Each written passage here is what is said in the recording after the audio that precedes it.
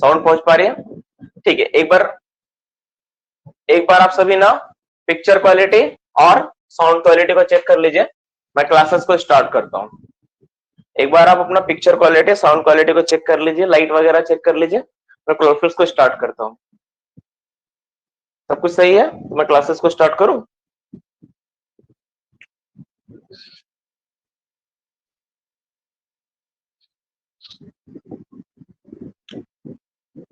चलो तो चलो क्लासेस को स्टार्ट करते हैं। देर न करते हुए हम लोग इससे पहले जो डिस्कशन किए थे, सारा का सारा जो टॉपिक वगैरह हुआ था और प्री डिसाइडेड टॉपिक मैंने मैसेज करके आप लोगों को बताया था। तो उसमें क्या सिखाया गया था डियर स्टूडेंट्स? आप लोगों को सिखाया गया था ये चीजें कि आप जब क्लासेस करेंगे तो क्लासेस में आप क्या करेंगे, तो क्लासेस जब आप भी करेंगे तो आपको क्या करना है, पेन पेपर को रेडी रखना है। और आज का टॉपिक क्या, आज हम लोग board and pillar mining method का डिस्कशन करेंगे और साथ में जो सेकंड बाकी जो टॉपिक्स है उसको हम लोग कवर अप करेंगे। ठीक है, तो ये सारे चीजें आज हम लोग क्लास में देखने वाले हैं। इन सारे चीजों के ऊपर आज का वीडियो लेक्चर होने वाला है।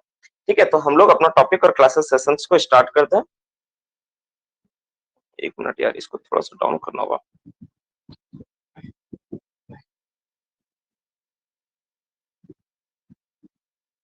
चलिए, तो देर ना करते हैं, क्लासेस को स्टार्ट करते हैं हम लोग। ठीक है, तो क्लासेस में हम लोग देखते हैं कि board and pillar mining method में क्या क्या क्वेश्चन है जो आप लोग किए हैं और क्या क्या पढ़ना है, हम लोग एक बार उसको रिवीजन कर लेते हैं।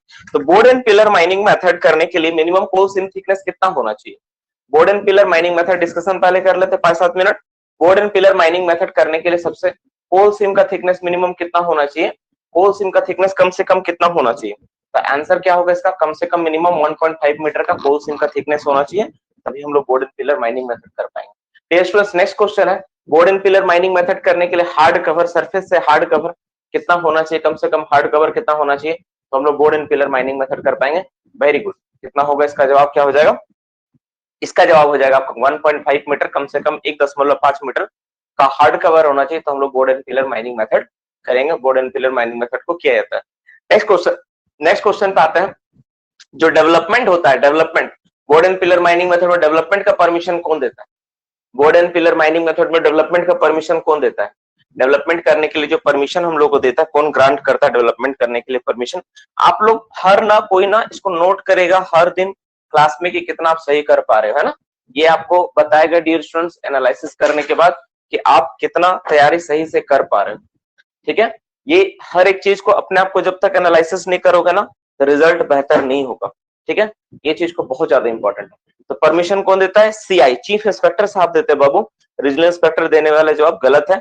Board and pillar mining method जो हम लोग करते हैं तो डेवलपमेंट करते समय जो परमिशन होता है माइंस चलाने का, चीफ इंस्पेक्टर साहब से मिलता है। वही जब डिप्लेयरिंग करेंगे तो डिप्लेयरिंग का परमिशन कौन देगा? डिप्लेयरिंग करने के लिए परमिशन कौन देता है board and pillar mining method में? डिप्लेयरिंग करने का परमिशन कौन देता है? जल्दी से जवाब देकर बता दीजिए। Very good. क्या होगा इसका आंसर? क्या होगा? Regional inspector.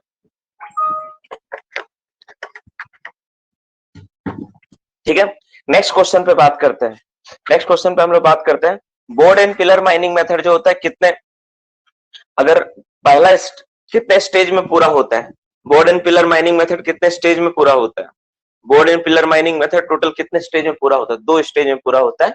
एक को हम लोग डेवलपमेंट बोलते हैं और एक को डिप्लेयरिंग बोलते हैं। जहां पर मान लो सरफेस के ऊपर बहुत ज्यादा कॉस्टली इंफ्रास्ट्रक्चर हो और उसके नीचे अगर board and pillar mining method करना हो तो डिप्लेयरिंग का कौन सा मेथड चूज करना सबसे अच्छा होता है? Board and pillar mining method में कौन सा मेथड को सिलेक्शन करेंगे अगर मेरा सरफेस के ऊपर बहुत हेवी और जो इंफ्रास्ट्रक्चर अगर कॉस्टली इंफ्रास्ट्रक्चर है तो कौन सा मेथड को हम लोग एडॉप्ट करेंगे, किस मेथड को हम लोग ये करेंगे? तो इसका जवाब क्या हो जाएगा? क्या जवाब हो जाएगा आपका? तो आपका जवाब क्या हो जाएगा? स्टोइंग। तो स्टोइंग में काम करेंगे। स्टोइंग करने से हम लोग का क्या होगा? सरफेस को हम लोग प्रिवेंट कर सकते हैं। नेक्स्ट, जो मेरा कोल सीम मेरा प्री मेच्योर कोलैप्स से बचने के लिए जो मेरा कितना हाइट तक सरफेस से हम लोग स्टोइंग करते हैं तो प्री मेच्योर कोलैप्स मेरा नहीं होता है। सरफेस से फ्लोर से कितना मीटर हाइट तक हम लोग स्टोइंग कर देते हो तो प्री मेच्योर कोलैप्स का खतरा खत्म हो जाता है। Very good. क्या हो जाएगा मेरा तो ये आपका 2/3 पार्ट को हम लोग कर देंगे तो सरफेस से जो खतरा है वो खत्म हो जाएगा। डियर स्टूडेंट्स, एक क्वेश्चन आप लोगों के एग्जाम्स में भी मैं दिया था, आपको जवाब देना है कि वह कौन सा हैजर्ड्स है। जैसे आपका आप देखते हो अक्सर कि जैसे में आपका फायर होता है, लोकल फॉल होता है, मैन फॉल, प्रीमेच्योर कोलैप्स, ये सारी चीजों में कौन सा हैजर्ड्स है जो आपका बोर्डन पिलर और केविंग मतलब स्टोइंग और केविंग दोनों मेथड में आपको देखने को मिलता है, कौन सा हैजर्ड्स है दोनों माइनिंग मेथड में देखने को मिलता है, तो क्या होगा आपका स्पॉन्टेनियस हिटिंग। स्पॉन्टेनियस हिटिंग जो होता है मेरा दोनों माइनिंग मेथड में देखने को मिलता है। जो हम लोग पैनल सिस्टम ऑफ वर्किंग करते हैं तो पैनल के चारों तरफ अगर मान लीजिए कोल्ड बैरियर नहीं है तो हम लोग को क्या करता है, ब्रिक्स के स्टॉपिंग बनाते हैं। तो ये ब्रिक्स का स्टॉपिंग को हम लोग क्या बोलते हैं, अगर कोई मेरा पैनल है तो पैनल के चारों तरफ क्या होता है कि अभी कभी कभी क्या होता है कि हम लोग पास नेचुरल पिलर से नहीं बना तो आर्टिफिशियली हम लोग ब्रिक्स से स्टॉपिंग बना देते हैं। इस ब्रिक्स के स्टॉपिंग्स को क्या बोलते हैं, इसको बोलते हैं हम लोग आइसोलेशन स्टॉपिंग। इसका थिकनेस कितना होता है कोई मुझे बता सकता है, वैसे तो मैं पढ़ाया नहीं हूँ एकदम, आप लोग अगर पता है तो आंसर दे दीजिए इसका, क्या इसका थिकनेस कितना होता है। वेरी गुड, कितना होगा थिकनेस, 6.5 मीटर मारने वाला स्टूडेंट सही है, लेकिन वो एक्सप्लोजन प्रूफ आइसोलेशन स्टॉपिंग हो तो 6.5 मीटर होगा, नहीं तो 1 मीटर का ही थिकनेस का वो होता है। नेक्स्ट क्वेश्चन पे हम लोग बात करते हैं डियर स्टूडेंट, जिस गैलरी में आइसोलेशन स्टॉपिंग मान लीजिए कंप्लीट नहीं है, जहां से आना जाना ट्रांसपोर्टेशन होगा, तो ऐसे कुछ स्टॉपिंग्स को हम लोग आधा अधूरा बना के छोड़ देते हैं, तो उस स्टॉपिंग को क्या बोलते हैं, उस स्टॉपिंग को क्या बोला जाता है, जिसका पर्पस वेंटिलेशन के लिए होता है, ट्रांसपोर्टेशन के लिए होता है, उसको हम लोग क्या बोलते हैं, तो उसको हम लोग क्या बोलते हैं बाबू, that is called preparatory stopping बोलते हैं, प्रिपरेटरी बोला जाता है। ठीक, नेक्स्ट क्वेश्चन बात करते हैं, जब हम लोग डिप्लेयरिंग करते हैं तो पिलर का जो जो इंडिया में मैक्सिमम किस लाइन ऑफ एक्सट्रक्शन के माध्यम से पिलर को लिया जाता है, कौन सा line of extraction maximum follow किया जाता है पिलर लेने के लिए, कौन सा लाइन ऑफ एक्सट्रक्शन को हम लोग ज्यादातर फॉलो करते हैं इंडिया में, तो मैक्सिमम। कुंदन अपना रोल नंबर तुम चेंज कर लो बाबू, तुम्हारा रोल नंबर दिया हुआ है, पूर्णेंदु, मेहर, सौरव, सब अपना रोल नंबर लगाओ, सबको रोल नंबर दिया गया, अगर नहीं है तो मेरे से ले लेना, मेरे पास है, ठीक है। आप लोग अपना रोल नंबर को ना, अपना आईडी नंबर को अपना नाम के आगे पुट करो। नेक्स्ट क्वेश्चन में बात करते हैं, जो मेरा फेंडर मेथड होता है, चौकीदार मेथड होता है, तो चौकीदार मेथड में हम लोग कितना, चौकीदार मेथड में चौकीदार का साइज कितना होता है, चौकीदार मेथड में चौकीदार का साइज कितना, तो वेरी गुड, चौकीदार मेथड में चौकीदार का साइज कितना होता है, तो हम लोग को होता है वो कितना होता है, वो होता है मेरा 10 मीटर इंटू 10 मीटर साइज का चौकीदार होता है। अच्छा, जो हम लोग चौकीदार मेथड में जो रिब छोड़ते हैं, रिब का चौड़ाई कितना होता है, कोई भी जो रिब छोड़ाता है, रिब का चौड़ाई कितना होता है, 2 कितना मीटर का होता है चौड़ाई, 2 मीटर के आसपास का रिब का चौड़ाई होता है, रिब का चौड़ाई कितना होता है, 2 मीटर के आसपास होता है।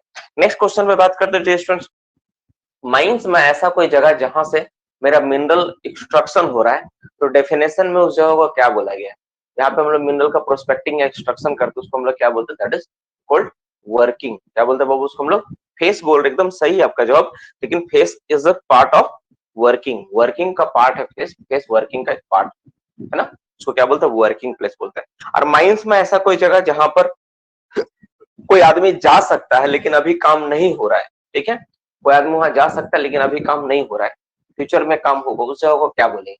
माइंस में ऐसा कोई स्थान जहां पर कोई आदमी जा सकता है लेकिन अभी काम नहीं हो रहा है, फ्यूचर में काम हो सकता है, उस जगह को क्या बोलते हैं हम लोग, उस जगह का क्या नाम है, वेरी गुड, उस जगह क्या बोलते हैं, डिस्यूज्ड वर्किंग बोलते हैं। डियर स्टूडेंट्स, आपको एक सीएमआर 2017 का कोल पिलर का जो साइज होता है वो कौन सा रेगुलेशन में उसके बारे में बोला गया है, कोल माइंस रेगुलेशंस के किस रेगुलेशंस में कोल पिलर का साइज के बारे में जिक्र किया गया, वेरी गुड, कौन सा रेगुलेशन है, 111, बहुत बार हम लोग इस चीज को लेकर आए, ठीक है, आप लोग के लिए इंपॉर्टेंट है।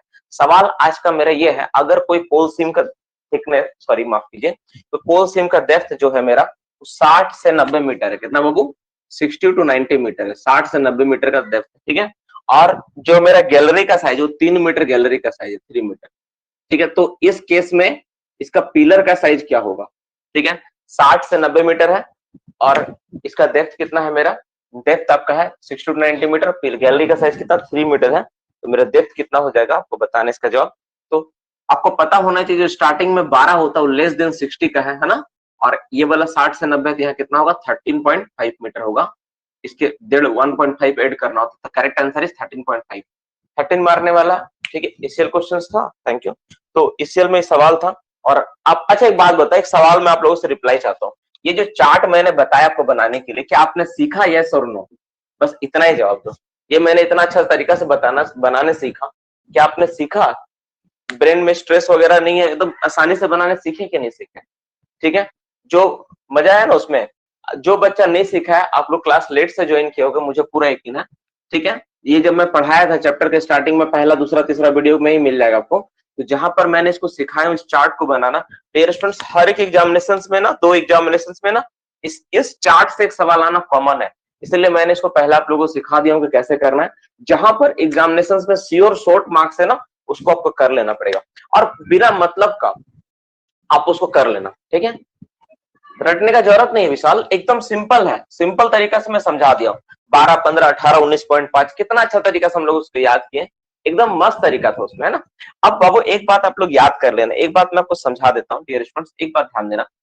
जैसे क्लासेस में क्या है कि मैं देखता हूँ कि आप लोग को जो सवाल होते हैं ना, एक पेशेंस रख के वो क्लास करना पड़ेगा डियर स्टूडेंट्स। हर एक बीमारी और उसका इलाज के लिए ना एक टाइमिंग होती है ना बाबू। आप खुद सोच के देखो, सपोज मान लो कि आपको किसी भी इंसान को क्या है, चलो डायबिटीज का बीमारी मान लेते हैं, सिंपल एक बीमारी है डायबिटीज है, इसको बोला 3 मंथ तक मेडिसिन चलाना पड़ेगा। अब वो आदमी क्या किया, वो 1 महीना मेडिसिन खाया, अब फिर डॉक्टर ए के पास छोड़ के डॉक्टर 2 के पास चला गया 1 महीने के बाद। फिर वो बोला कि आपको 2 महीना खाना पड़ेगा, फिर इस तरह दूसरा डॉक्टर के पास, फिर वो 3 महीना मेडिसिन चलाएगा। तो इस तरह से क्या होगा ना, इलाज बिगड़ता है। आपको डियर स्टूडेंट्स, आप सबसे एक रिक्वेस्ट है, क्लासेस में जब कभी अभी आप आते हो तो कोशिश करो कि जो मेरा कोर्स का ड्यूरेशन, दैट इज मैंने बोला 6 to 8 month, I need 6 to 8 month, ये बहुत ही स्पेसिफिक डिजाइन करके बनाया गया कोर्स। आप जब क्लासेस को खत्म करोगे, जब आप देखोगे आपका 6 से 8 महीना हो गया ना, तो आपकी जो प्रिपरेशन के लेवल है एकदम टॉप लेवल पे रहेगी। ये आप अपना दिमाग में अच्छे से समझ लो। बहुत सारे बच्चे मैंने देखा कमेंट करके बोले एक दूसरे को कि सर को भरोसा कीजिए, वो बच्चों को बोलना पड़ रहा है, वो लोग क्लास कुछ किए हैं इसलिए उसको पता है इस बारे में। आप क्लासेस को करोगे ना, आप देखोगे क्लासेस का जो स्पीड है ना, आप इतना विश्वास करके रखो, इतना विश्वास के साथ चलो कि जो क्लासेस होगी ना, एंड तक आप देखोगे ना, आपको मतलब भयानक तैयारी आपकी हो जाएगी, एकदम भयानक तैयारी हो जाएगी। बस आपको पेशेंस रख के क्लास करना पड़ेगा। आप खुद देखो, अभी हम लोग मैच 25 दिन का आसपास हम लोग क्लास कर रहे हैं और हम लोग पूरा अंडरग्राउंड माइनिंग मेथड खत्म करके ओपन का स्टार्ट कर चुके हैं। आज वो भी लगभग खत्म हो जाएगा। बस आपको पेशेंस और धैर्य के साथ रहना पड़ेगा। जब मैंने कहा 6 to 8 मंथ, तो ये हम लोग का कैलकुलेटेड है। वैसे 6 मंथ में ही मैं कंप्लीट कर दूंगा, पर एक्स्ट्रा 2 मंथ मेरा प्रिपरेशन के लिए चाहिए। ये जो एक्स्ट्रा 2 मंथ है ना, 6 मंथ प्लस 2 मंथ जो है ना, ये मेरा एक्स्ट्रा प्रिपरेशन के लिए चाहिए। इसी में आपका मेन होगा, ये वाला सबसे मेन होगा। ये जो 2 महीना है ना, ये सबसे मेन ये है। अभी तो आप स्टार्ट किए, मेरे से जुड़े भी नहीं बच्चे। अभी भी आप मेरे से जुड़ने के बाद भी आपके मन में बहुत सारा सवाल जवाब रहता है, क्लासेस और जगह देखना चाहिए क्या, कहीं और भी क्लास कर सकते हैं क्या, बुक्स और पढ़ना है क्या, और क्या पढ़ेंगे सर, ऐसा सवाल आप लोगों के दिमाग में रहते हैं। और हार्ड क्वेश्चन आ गया तो डियर स्टूडेंट्स, ये कंप्लीट प्रिपरेशन का कोर्स है। कंप्लीट प्रिपरेशन का मतलब होता है कि कंप्लीट तैयारी। आप अलग से पढ़ो ना पढ़ो आपके ऊपर है, लेकिन आपको पढ़ना चाहिए, ठीक है। लेकिन आप नहीं भी पढ़ोगे तो भी आपका यहाँ सब हो जाएगा, डोंट वरी, उसके लिए आप निश्चिंत रहो, ठीक है। बहुत सारे बच्चे ऐसे नहीं पढ़ेंगे, सर मेरे पास समय नहीं, मैं आप ही का नोट्स भरोसा कर रहा हूँ, कोई बात। 110% भरोसा करके पढ़ो, आपका जॉब इसी में होगा, आपको अलग से उतना तैयारी करने की जरूरत नहीं। ठीक है बाबू, क्लासेस का डिस्कशन बहुत सारा हो गया। अब हम लोग आज का टॉपिक का जो नया जो हम लोग का चैप्टर है, इस चैप्टर को स्टार्ट करेंगे, इसको हम लोग कंटिन्यू करेंगे। अभी से हम लोग देखेंगे संडे, कल आप लोग का एग्जामिनेशन होगा, कल संडे है, कल आप एग्जामिनेशन के लिए अपने आपको प्रिपेयर कर लीजिए। कल आप लोग एग्जाम होगा, जैसे मार्क्स का एग्जामिनेशन होता है आपको पता है। और स्कॉलरशिप का जो सुविधा है, इस बार हम लोगों ने उसको बढ़ा के, आपका स्कॉलरशिप 5 स्टूडेंट था, 5 स्टूडेंट से भी फिलहाल बढ़ा के हम लोग 7 स्टूडेंट तक कर दिए। 7 स्टूडेंट, पूरा एक स्क्रीनशॉट में 7 स्टूडेंट का फोटो आता है, तो 7 स्टूडेंट तक का सुविधा किया गया है। 7 स्टूडेंट्स को स्कॉलरशिप का लाभ मिलेगा। तो आपको कोशिश करना है कि टॉप 7 में आए, कम से कम टॉप 7 स्टूडेंट में आए, तो आपको क्या होगा, स्कॉलरशिप का लाभ मिल जाएगा। आप स्कॉलरशिप का लाभ ले सकते हो और ये हर वीक मिलेगा। वैसा नहीं कि सर इस वीक पिछले बार छूट गया, सर इस बार मिलेगा क्या, हर सप्ताह मिलेगा, डोंट वरी, हर सप्ताह मिलेगा। आपको सिर्फ करना कुछ नहीं, जब मैं स्क्रीनशॉट शेयर करूंगा, उस स्क्रीनशॉट का जो फोटो उसको सेव करके रखना है। जब भी आप अपना पेमेंट करोगे, उस पेमेंट के साथ, ठीक है, जो आपका रैंक आया हुआ रहेगा, उस पेमेंट के साथ आपको सेंड करना है। रैंक 1, जिसका रैंक 1 रहेगा उसको 200 रुपीज का स्कॉलरशिप है। और रैंक जो आपका रहेगा, मतलब रैंक 1 का मैं बात कर रहा हूँ, इसका 200 का है। और 2 to 5, 2 to 7, 2 से लेकर 7 तक जो रैंक रहेगा उनका 100 रुपीज का है। हर एग्जामिनेशन में आपको मिलेगा। अगर आप महीने में 4 एग्जाम देते हो या 5 एग्जाम जो भी होता है, एवरेज 4 ही एग्जाम होगा, तो 4 एग्जाम में मान लेता हूँ, तो आपका तो अगर आप रैंक 1 एक बार लाए और 2-3 बार आप ये लाए, तो आपको पूरा 100% स्कॉलरशिप आपको मिल जाएगा। आप सोच नहीं सकते, ठीक है। तो कोशिश करो कि ये लाना है। रैंक 1 के लिए 200 है, बाद बाकी के लिए सेकंड से लेकर 7 तक का 100 का है। और इसमें 2 फायदा है। पहला तो आप रैंक अच्छा लाके स्कॉलरशिप का ले सकते, फायदा उठा सकते। और दूसरा नंबर फायदा क्या बाबू, आप अपना एग्जामिनेशन में भी बेहतर रिजल्ट कर पाओगे, है ना, इससे आपका तैयारी बेहतर होगा। ठीक है, टॉपिक प्री डिसाइडेड टॉपिक होती है, जितना पढ़ा रहे तो उसमें से होता है। हम लोग का जो एग्जामिनेशन होगा, आप ध्यान से समझ लो, जो भी एग्जाम होगा उस एग्जाम में जो पहले का पढ़ाई और टॉपिक जो पहले पढ़ा है उसमें से मोटा मोटी 30% क्वेश्चन रहता है, और जो नया टॉपिक पढ़ा है, न्यू जो हुआ है जस्ट रिसेंटली वीक में जो हुआ है, उसमें मोटा मोटी 70% के आसपास क्वेश्चन रहेंगे। तो 30 और 70 मिला के 100% सवाल रहेंगे। टोटल 20 मार्क्स का एग्जामिनेशन अक्सर लिया जाएगा आप लोगों से, उसमें आपको बेटर परफॉर्मेंस करना, बस यही इतना ही है। कल से एग्जाम आप देना स्टार्ट कर दोगे, मंडे तक एग्जाम दे पाओगे, शाम 6-7 बजे तक रहेगा टाइमिंग। आप अपना एग्जाम को कंप्लीट कर लो, फिर आपका जो रैंकिंग रहेगा, रैंकिंग को मैं शो कर दूंगा, एग्जाम का डिस्कशन हो जाएगा। ठीक है, तो ये आपका टॉपिक रहा। अब हम लोग अपना टॉपिक पे आते हैं, अपना पढ़ाई आते हैं। एनीबॉडी, किसी के मन में कोई सवाल है तो आप अपना सवाल को पहले पूछ लो, फिर मैं अपना टॉपिक पे आऊंगा तो ज्यादा बेहतर होगा, नहीं तो कुछ डाउट है। कैटेगरी के लिए कुछ रखिए सर, कैटेगरी के लिए एकदम है विवेक, कैटेगरी को तो रैंक 1 ही लाना पड़ेगा और कोई दूसरा नहीं। सर कल जो बैच वो हाई वाल ही होगा, सही है, वो जो कल मैंने बताया ना क्लियर हो जाएगा। देखो डियर स्टूडेंट्स, मेरे पास एकदम सिंपल है, मैं हमेशा एक स्टूडेंट को, मेरा जो टारगेट होती है ना, मेरा ये टारगेट होता है 100%। मैं प्रिपरेशन पे फोकस करता हूँ, याद रखना। मैं कभी SC ST OBC, आज तक तो मेरा वीडियो लेक्चर जाके देखो, अभी फिलहाल 1 के सब्सक्राइबर हो गया, तो थैंक यू सो मच आप लोगों को भी, आप लोग भी उसके लिए बहुत ज्यादा बड़ा हकदार हो। आप लोग भी कहीं ना कहीं किसी ना किसी दोस्त को तो ऐड किया ही होगा, तो वो वीडियो को सब्सक्राइब किया है। तो देखो बाबू, 100% मेरा टारगेट होता है हमेशा ना, कि आपको जो अपना अपना जो मार्क्स लाना ना, किसी भी एग्जाम में 100% आपको परफॉर्मेंस देना है। आप SC हो, ST हो, OBC हो, कुछ भी रैंक के आप आदमी रहो, उससे कोई फर्क नहीं पड़ना चाहिए, आपको अपना 100% देना है और 100% स्कोर के बारे में सोचना है। आने वाला टाइम स्ट्रेटेजी ये होना चाहिए। आप जिस दिन सोच लेते हो डियर स्टूडेंट्स, कोई भी स्टूडेंट के सर हम तो SC हैं, हमको तो 86 नंबर लाने से हो जाएगा, तो मैं लिख के देता बाबू, उसी समय तुम तय कर लिया कि मेरा नौकरी नहीं होगा, क्योंकि उस समय तुम क्या किया, अपना एक बेंच मार्क सेट कर दिया कि मेरा तो 86 है। अब जब कभी भी आप इसको एग्जाम दोगे ना, तो आपका बेंचमार्क 86 फिक्स किया हुआ है, आपका हमेशा जो नंबर आएगा 82, 80, 96, सॉरी 69, ऐसे स्कोर आपको मिलेंगे। 86 आपको मिलेगा नहीं, क्योंकि आपका बेंचमार्क ही 86 है। जब आप 100% इसको सोच के चलोगे ना, तो आपका जो स्कोर आएगा तब आपका आएगा 98 के आसपास आएगा। ठीक है, तो ये दिमाग में बैठा के रखना पड़ेगा। इसलिए SC ST कुछ नहीं, मेरे लिए क्या है, सभी बराबर है, सभी को मैं इक्वल दृष्टि से देखता हूँ, ना कोई SC है, ना कोई ST है, ना कोई OBC है, मैं सबको इक्वल ट्रीट करता हूँ, सबको इक्वल मैं चाहता हूँ कि आउटपुट दूं और आउटपुट उनसे लूं भी, इनपुट भी एक जैसा दूं और आउटपुट भी उनसे एक जैसा ही। ठीक है बाबू, तो इस चीज को ध्यान में रखो, यहाँ पे कुछ नहीं SC ST वाला सर। हाँ ठीक है, और क्या है, कोई कैटेगरी नहीं है सर, ओनली। ठीक, कितना बजे से एग्जाम होगा कल? हर्ष आप नहीं, आपको पता नहीं, हम लोग एग्जामिनेशन होते हैं ना, ड्यूरेशन में होता है। जैसे कल शाम में मान लो पोर्टल खुल जाएगा, मान लो मैं नोटिस दे दूंगा आप लोगों को, तो पोर्टल खुलेगा, तो आप परसों तक एग्जाम दे सकते हो, कभी भी दे सकते हो। ठीक है, बिरयानी टेस्ट के बारे में बहुत इंटरेस्टिंग क्वेश्चन है डियर फ्रेंड्स। हम लोग आने वाला जो वीक है, इस वीक के बाद जो सामने एक वीक आप लोग देख रहे हो, तो उस वीक में आप लोग का बिरयानी टेस्ट होगा, डोंट वरी। उस वीक में हम लोग बिरयानी टेस्ट कंडक्ट करवाएंगे, उस वीक में बिरयानी टेस्ट होगा। मतलब नेक्स्ट वीक का संडे को जो एग्जाम होगी ना, जैसे इस बार 26 को एग्जाम हो रहा है, तो नेक्स्ट वीक जो आपका होगा शायद 2 तारीख पड़ेगा ना, हाँ 2 तारीख संडे, शायद 2 तारीख पड़ेगा, 1 2 3 तारीख पड़ेगा, तो 3 तारीख को 3 जुलाई के दिन आपका बिरयानी टेस्ट होगा पहला। ठीक है, देखो बिरयानी टेस्ट होगा 3 जुलाई को होगा, फर्स्ट मंथ के बाद ही हम लोग करेंगे बिरयानी टेस्ट। बहुत लोगों का सवाल आज बहुत ज्यादा आ रहा है यार, आप लोगों को मैं पढ़ाऊंगा कैसे? सर VO 6 वाला में डाटा, सर वो 6 मीटर वाला डाटा, हाँ आज क्लास में होगा ना वैभव, डोंट वरी, 6 मीटर वाला होगा, बिरयानी टेस्ट कब होगा सर? स्टार्ट करिए, थैंक यू।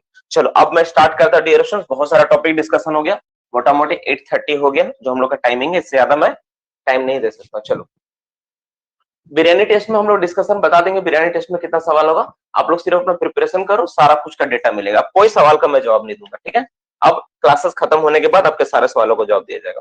देखो चलो डियर स्टूडेंट्स, अब हम लोग का जो टॉपिक है, हम लोग का जो मेन टॉपिक है, हम लोग मेन टॉपिक स्टार्ट कर देते हैं, open cast mining method topic. Open cast mining method कैसे स्टार्ट होता है, कैसे काम करते हैं, सारा चीज के बारे में हम लोग देखे थे, और फिर से आज एक बार करके ब्रीफ करेंगे, क्योंकि मैंने ऑब्जर्व किया जब मैं ओपन कास्ट पढ़ा रहा था तो बहुत सारे बच्चे बेसिक क्वेश्चंस को पूछे, ठीक है ना। कुछ बच्चा बेसिक क्वेश्चन पूछा क्लासेस के एंड में, जैसे मैनुअल ओपन कास्ट क्या होता है, मैकेनाइज्ड के ऊपर सवाल आया, तो मुझे बहुत अफसोस हुआ कि मैं कैसे स्टार्ट किया कि मैंने इन सब चीजों को मतलब छोड़ दिया। वो देखो जो ओपन कास्ट माइनिंग मेथड होता है ना, तो मैंने समझाया था, जैसे मान लो एक छोटा सा ब्रीफ 10 मिनट का, फिर हम लोग का टॉपिक स्टार्ट, छोटा सा 10 मिनट का ब्रीफ, फिर हम लोग का नया टॉपिक स्टार्ट। देखो तो जो सरफेस होता है, तो सरफेस के सामने जो कोलसीम होती है मेरा, जैसे मान लो सरफेस है, इसका सामने अगर मेरा कोलसीम है, इसका गहराई ज्यादा नहीं है, महज मान लेता इस पॉइंट पे मैक्सिमम गहराई 48 मीटर है, मान लेते हैं ऐसा है, ठीक है 48 मीटर है। और ये वाला जो जोन देख रहा है एकदम सरफेस के पास में, एकदम सरफेस जमीन से लगा हुआ ये पार्ट, ठीक है। वो डायग्राम आपको दिख पा रहा होगा, डायग्राम को अच्छे से देखो, तो सरफेस के पास ये वाला जोन जो आपको दिख रहा है, वो सरफेस के पास ये जोन है, ठीक है। तो हम लोग इस जोन में क्या करते हैं, तो ये जोन में हम लोग क्या करते हैं, डिस्टेंस इस मिट्टी को हटाते हैं और कोयला को निकालते हैं, तो इसी को हम लोग क्या बोलते हैं, that is called open cast mining method, ठीक है, जिसको हम लोग सरफेस माइनिंग भी बोलते हैं। तो सरफेस माइनिंग या खुली खदान क्या होता है, खुली खदान में क्या होता है, खुली खदान का मतलब वैसा खदान जिसमें हम लोग क्या करते हैं, सरफेस का मिट्टी ओबी जिसको तुम बोलो, उसको हटाने के बाद कोल को निकाला जाता है, उसको हम लोग क्या बोलते हैं, खुली खदान बोलते हैं, ओपन कास्ट माइनिंग बोलते हैं। अब ये जो ओपन कास्ट माइनिंग मेथड होता है, इसका बेसिक बहुत सारी चीजें क्या क्या होता है। जो ओपन कास्ट माइनिंग मेथड होता है, तो सबसे पहले जो कट लगाया जाता है उसको हम लोग क्या बोलते हैं, उसको बोलते हैं बॉक्स कट। क्या बोलते हैं हम लोग, बॉक्स कट। ये दो तरह का होता है मेनली, एक्सटर्नल बॉक्स कट और इंटरनल बॉक्स कट। इसमें बाद में हम लोग बात करेंगे, इतना इंपॉर्टेंट आप लोग का आता नहीं है, फिर भी एक्सटर्नल बॉक्स कट और इंटरनल। एक्सटर्नल और इंटरनल क्या होता है, जैसे मान लो बाबू ये आपका मिनरल है, ठीक है, इतना मिनरल है, आप अगर बॉक्स कट को आप बाहर लगा रहे, मिनरल जहां पर उसे बाहर लगा रहे तो उसको बोलते हैं एक्सटर्नल बॉक्स कट। और जो मिनरल का अगर अंदर में लगाओगे तो उसको क्या बोलेंगे, इंटरनल बॉक्स कट। अगर बाहर लगाओगे तो एक्सटर्नल और अंदर लगाओगे तो इंटरनल। मोटा मोटी ये होता है। और ये क्यों होता है, देखो जैसे मान लो आपका मिनरल क्या बहुत डेप्थ में, तो आपको बाहर ही लगाना पड़ेगा ताकि आप बॉक्स कट बना के वहां तक जाओ। और अगर आपका मान लो मिनरल नजदीक में, डेप्थ कम है, तो आप इंटरनल बनाओगे। ये सब कुछ चीजें होती है, तो मोटा मोटी होता है। पर मोटा मोटी बॉक्स कट क्या होता है, बॉक्स कट का मतलब है पहला ड्राइवेज जिसके जरिए हम लोग open cast mining method just start किए। पहला ड्राइवेज जिसके जरिए हम लोग क्या किया, ओपन कास्ट माइनिंग मेथड को जस्ट स्टार्ट किया, उसको हम लोग क्या बोलेंगे, that is called box cut. That is called box cut, उसको हम लोग बॉक्स कट बोलते हैं। अब यहाँ पे दूसरा पॉइंट बात है, पहला पॉइंट तो समझ में आ गया कि बॉक्स कट क्या होता है, ये तो समझ में आ गया। अब बॉक्स कट जब बनाते हैं तो बॉक्स कट से ही क्या बनता है मेरा, जैसे अंडरग्राउंड माइनिंग मेथड में पिलर बनता है, तो ओपन कास्ट माइनिंग मेथड में क्या बनता है, बेंच बनता है। बेंच क्या बनता है मेरा, कोल का बेंच। मैं इसमें थोड़ा 3D में दिखाऊंगा ताकि आप इस चीज को और बेहतर तरीके से समझ पाए। This is called benches. ये क्या है मेरा, बेंच है। जैसे ये सब मेरा क्या है, बेंच। ये सब मेरा क्या है, बेंच। ये क्या है मेरा, बेंच। इस तरह आप देख रहे हो ना, बेंच। तो मशीन कहाँ रहेगा, जो मेरा मशीन होता है ना, इसके ऊपर काम करता है। मशीन सब मेरा कहाँ रहता है, इसके ऊपर रहता है ना। तो मशीन आप लोग देखते हैं, मशीन कहाँ रहता है, इसके ऊपर मशीन रहता है। मशीन इसके ऊपर होता है, डंपर इसके ऊपर चलती है। ये मेरा क्या है, बेंच है मेरा, है ना। देखो ध्यान से, ये मेरा बेंच। अब इसी बेंच में क्या होता है, साइड में हम लोग क्या करते हैं, इस तरह से हम लोग स्ट्रक्चर बना के रख देते हैं। इसी को हम लोग बोलते हैं पैरापेट वाल। इसी को हम लोग क्या बोलते हैं, पैरापेट, सॉरी माफ करना, इसको बोलते हैं बर्म। क्या बोलते हैं हम लोग, बर्म। और ये जो आप देख रहे हो, यहाँ पे जो आपको दिख रहा है, this is called bench height. इसको हम लोग क्या बोलते हैं, बेंच का हाइट इतना। ये होता है बेंच का विड्थ, बेंच का चौड़ाई, यही बेंच का चौड़ाई। और ये क्या है, बेंच का विड्थ। और ये जो आप देख रहे हो, इसको बोलते हैं हम लोग हाईवल या फेस। बेंच का फेस बोलते हैं या हाईवल इसको बोला जाता है, ठीक है। तो डेटा था प्रीवियस वाला, इसी में थोड़ा कंफ्यूजन हो रहा था कि क्या है, नहीं, इसको थोड़ा समय देख लिया हूं। इसको हम लोग क्या बोलते हैं, हाईवल बोलते हैं, फेस बोलते हैं, ठीक है। ड्रेसिंग फेस में होता है, ठीक है। अब बाबू इसके बाद इसमें क्या होता है, अब हर एक बेंच का क्या होता है ना, अपना एक एंगल होता है। हर एक बेंच का क्या होता है, एक एंगल होता है। तो जो बेंच जिस एंगल पे रहता है उसी को हम लोग क्या बोलते हैं, उसी को हम लोग क्या बोलते हैं, उसी को बोलते हैं उस बेंच का angle. That is called bench angle. जिस बेंच का जो एंगल होता है ना, अब बेंच का एंगल कौन सा, यहाँ पे अगर देखा जाए तो ये वाला इसका एंगल है, तो इसी को बोलते हैं बेंच एंगल। क्या बोलते हैं इसको हम लोग, बेंच एंगल, ठीक है। और इसी कल प्रीवियस क्लास में देखना, आपको सब मिल जाएगा, सारा का सारा चीज को डिटेल्स में समझाएगा। इसके साथ डियर स्टूडेंट्स, ये वाला जो होता है ना, बेंच का टॉप बोलते हैं, और इसको क्या बोलते हैं, क्रस्ट बोलते हैं। क्या बोलते हैं इसको हम लोग, क्रस्ट बोलते हैं। और इसको क्या बोलते हैं, टॉप ऑफ द बेंच बोलते हैं, टॉप बोलते हैं, ठीक है। तो और ये हो गया बेंच एंगल। तो इस तरह से मोटा मोटी ये सारी चीजें हम लोग देखे हैं। ओवरऑल स्लोप एंगल, जैसे मान लो कि टॉप मोस्ट बेंच का क्रस्ट से जो बॉटम मोस्ट बेंच होगा उसका टॉप पॉइंट को मिलाने से जो बनेगा उसको हम लोग क्या बोलते हैं, ओवरऑल स्लोप एंगल। तो ये सब हम लोग पढ़ चुके हैं, सब देख चुके हैं, सारा का सारा, ठीक है। अब हम लोग आज का टॉपिक का जो नया पॉइंट है, नया चीज को हम लोग जानेंगे और उसको हम लोग एक एक करके देखेंगे क्या है नहीं। इसके बाद देखो, इसके बाद हम लोग कल का क्लास में थोड़ा थोड़ा चीज और एक दो चीज छूट रहा है, उसको मैं बता देता हूँ। तो हम लोग कल एक चीज और जाने थे और पढ़े थे कि अगर मान लो कि हमको ओपन कास्ट के बारे में पढ़ना और जानना है, तो mainly open cast mining method में टोटल 4 पार्ट में आप डिवाइड करो। जो ओपन कास्ट है ना, उसको माइनिंग मेथड को हम लोग 4 पार्ट में डिवाइड कर सकते हैं। अगर पढ़ना पढ़ना है, कंप्लीट करना है। तो जैसे उसमें एक पार्ट जो सबसे बड़ा पार्ट आता है तो है आपका बेंच के ऊपर, बेंच हो गया। दूसरा क्या था आपका होल्ड रोड के ऊपर हो सकता है, होल्ड रोड हो जाएगा। तीसरा पार्ट क्या आपका ड्रिलिंग एंड ब्लास्टिंग है, ड्रिलिंग एंड ब्लास्टिंग। और तीसरा क्या है मशीन के ऊपर है। ये चार पार्ट अगर ओपन कास्ट माइंस में आप कंप्लीट कर लोगे ना तो इसके अलावा ओपन कास्ट में कुछ बचता नहीं। तो मेनली हम लोग पहला पार्ट ही कल कर रहे थे। तो पहला पार्ट में क्या है बेंच। तो बेंच हम लोग देखे थे कि जो बेंच होता है वो बेंच कितना तरह का होता है। तो बेंच डिपेंड करता है पहला आपका कि वो बेंच मैकेनाइज्ड है ना आपका क्या है या मैनुअल, किस वर्किंग से आप काम कर रहे हो। एक हो सकता है आपका मैकेनाइज्ड हो सकता है और एक क्या हो सकता है मैनुअल हो सकता है। ठीक है, मैनुअल हो सकता है और मैकेनाइज हो सकता है। अब दोनों में बेसिक डिफरेंस क्या होता है बाबू। दोनों में डिफरेंस ये होता है कि जो माइंस मेरा मैकेनाइज, मैकेनाइज कहने का मतलब क्या है, वहां पर हर एक चीज हर एक काम मैकेनाइजेशन के थ्रू हो रहा है। मतलब वहां पे पूरा का पूरा मशीन सिस्टम लगा है। तो उस तरह से जहां पे काम होगा उसको बोलेंगे मैकेनाइजेशन। और मैनुअल वर्किंग किसको बोलेंगे, मैनुअल वर्किंग मतलब जहां पर जो काम हो रहा है वो पूरा का पूरा मैनुअल तरीके से हो रहा है। लोग जा रहे हैं, कोयला को उठा रहे हैं, लोडिंग कर रहे हैं, अनलोडिंग कर रहे हैं, that is called manual working. वो क्या है मेरा मैनुअल वर्किंग। तो एक हो गया आपका मैकेनाइजेशन, एक हो गया मैनुअल। अब इन दोनों में जो बेंच का साइज होगा तो डिपेंड करता है बेंच का जो साइज है। तो बेंच किस किस चीज का है तो हम लोग देखे थे एक सॉफ्ट चीज का हो सकता है, सॉफ्ट रॉक कोई हो सकता है उसका एक बेंच होगा। एक हार्ड हो सकता है, ठीक है ना, एक हार्ड हो सकता है, इसमें मेरा कोल भी आएगा, मेरा कोल भी आएगा। तो मोटा मोटी हम लोग देखे थे ये दो चीज आएगा। ठीक है, ये दो चीज के बारे में हम लोग देखे थे। और एक तीसरा एक बेंच बन सकता है मेरा, ये हो सकता है जहां पर आप ओबी को ले जाकर डंप करें, that is the OB dump bench. OB को यहाँ पे डंप कर रहे हैं अपने, इसको स्पॉइल बैंक बोलते हैं। ये तीन तरह का स्पेशली बेंच हो सकता है। तो अभी तीनों के बारे में हम लोग को पढ़ना है और जानना है। इसके अलावा होल रोड आज का जो सिलेबस और टॉपिक है मोटा मोटी ये बेंच और ये होल रोड तक हमको आज खत्म कर देना पूरा का पूरा। इस पार्ट को हमको कवर कर देना है। नेक्स्ट में ड्रिलिंग ब्लास्टिंग वगैरह जो भी होगा स्टार्ट करना हम लोग स्टार्ट करेंगे तो ये पूरा का पूरा पार्ट क्या होगा खत्म हो जाएगा। तो मोटा मोटी आपको यहाँ पे सब चीज समझ में आ गया होगा कि बेंच क्या होता है, बेंच किसको बोलते हैं।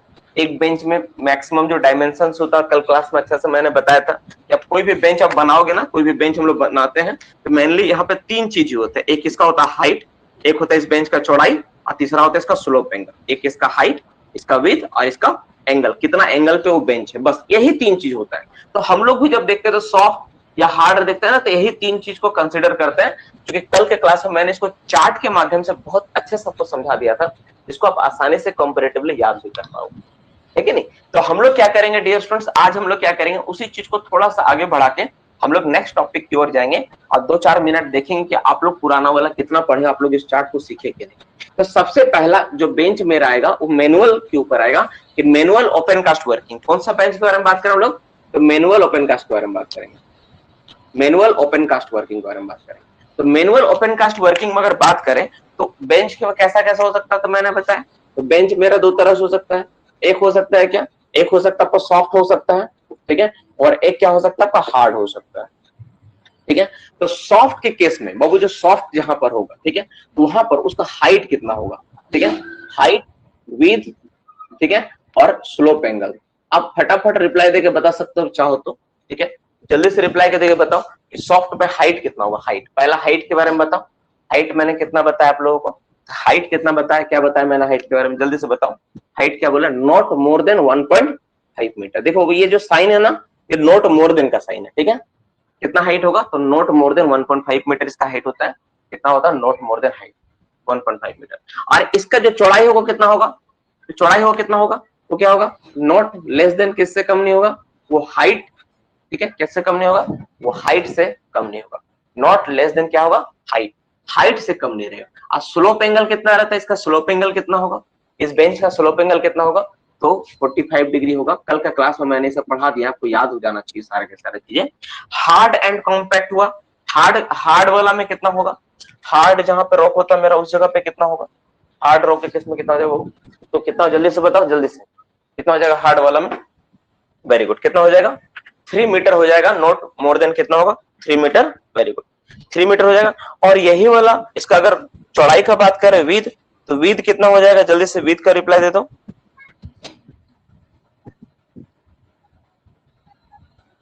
चौड़ाई, इसका चौड़ाई कितना होगा, जल्दी से विद के बारे में बता दो।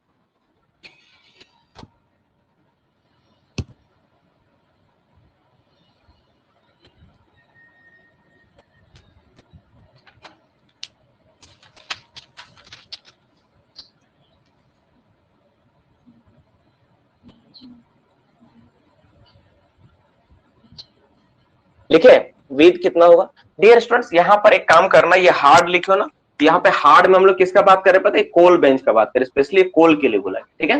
ये किसके लिए बोला गया डियर स्टूडेंट्स, कोल के लिए बोला गया, ठीक है। याद रखना एक बात वहां पे चेंज कर लेना ब्रैकेट में, ये हार्ड जो बारे में बोला जा रहा है किसके बारे में बोले, स्पेशली ये कोल के लिए बोला जा रहा है। कोल बेंच में इतना 3 मीटर, ये जो 3 मीटर का फिगर है ना, नॉट मोर देन कितना 3 मीटर, कोल के बारे में बोला जा रहा है। और इसमें भी क्या होगा, not less than height of 45 metre, 45 degree. तो मोटा मोटी हम लोग देख चुके थे।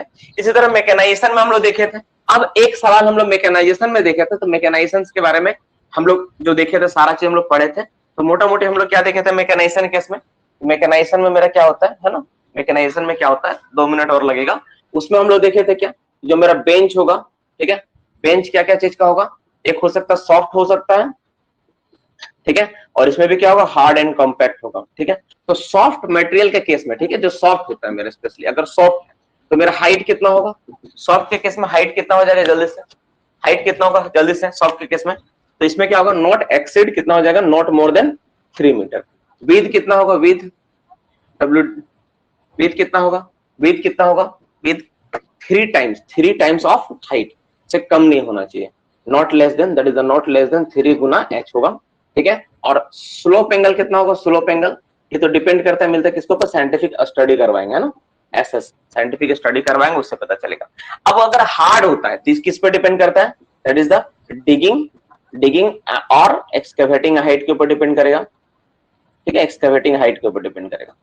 एक्सकैवेटिंग हाइट ऑफ द मशीन, जो मशीन यूज कर रहे हैं ना, उसका डिगिंग और excavating height, that is the boom height जो बोलते हैं हम लोग, उस पर डिपेंड करता है, घुमा फिरा के बात बोला गया। और इसमें जो होता है ये 3 फिगर पे डिपेंड करता है, ए बी सी, है ना। पहला एक होता है हाइट, दूसरा होता है वाइडेस्ट मशीन प्लस 2 मीटर, और तीसरा होता है 3 × W, है ना, ये होता है कैपिटल डब्ल्यू, ठीक है, वाइडेस्ट मशीन प्लस 2 मीटर, और 3W मतलब जो मशीन वहां पे रन कर रहा है, जैसे डंपर रन कर रहा है उसका 3 गुना। तो इन तीनों पे जो ज्यादा होगा ना ए बी सी में, वो हम लोग रखते हैं, और ये भी होता है साइंटिफिक स्टडी। ध्यान से देख लो बाबू सबका सब चीज के बारे में जो मैं लिख दिया हूं यहाँ पे। तो अगर हार्ड, अगर मेरा अगर मैकेनाइज्ड अगर बेंच, हम लोग मैकेनाइज्ड ओपन कास्ट वर्किंग में काम करेंगे, और हमको अगर बेंच बनाना हो तो किसका, अगर सॉफ्ट मटेरियल का अगर बेंच बन रहा है जिसमें आपका मोरम कंकर, मैंने कल पढ़ा है सारा चीज को देखना, तो उन सब चीजों का बनाना है तो 3 मीटर, तो 3 मीटर मैक्सिमम रखेंगे, और चौड़ाई कभी भी हाइट से कम नहीं होगा, और स्लोप एंगल उससे साइंटिफिक स्टडी करवा के हम लोग लिखेंगे, ठीक है।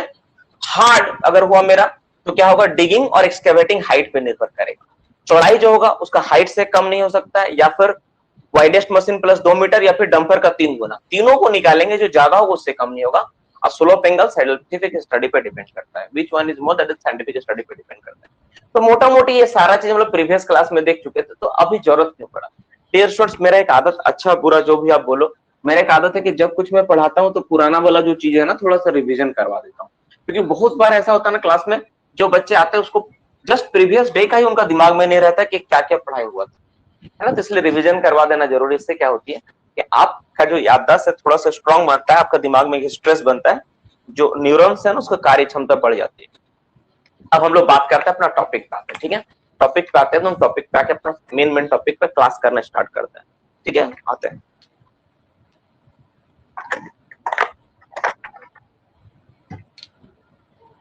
फर्स्ट राइट ए क्वेश्चन, एक क्वेश्चन देता है, इस क्वेश्चन को सॉल्व करके बताओ तो क्वेश्चन क्या है।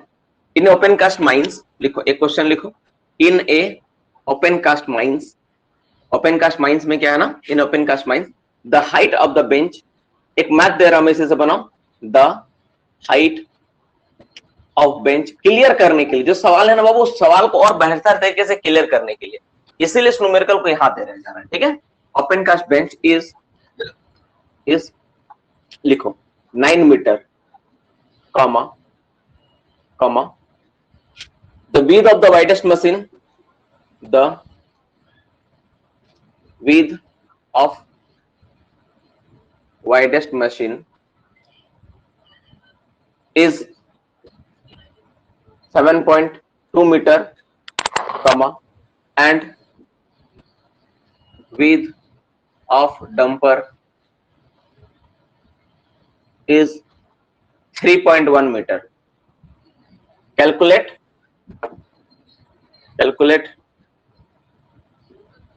width of bench.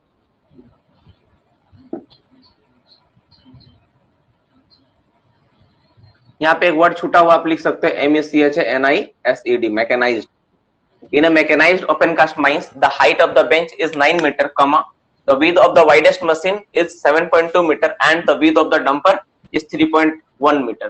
Calculate the width of bench. Simple एक सवाल है, सिंपल में दिया जाता, घुमाए फिराने दो लाइन में मैंने सिंपल समझाने का प्रयास करूंगा कि क्या है जो पढ़े उस टॉपिक में क्या है। देखो, तो अगर बाबू इसमें आप लोग जिसका जो बन गया है, ये तो 1 मिनट का बनाने वाला सवाल है, आप फटाफट बना के बताओ कि आंसर क्या है, बस आंसर टाइप करके बताओ। जो मेरा पढ़ाया हुआ टॉपिक समझा है वो आंसर टाइप करके बता दे कि सर इसका आंसर ये होगा।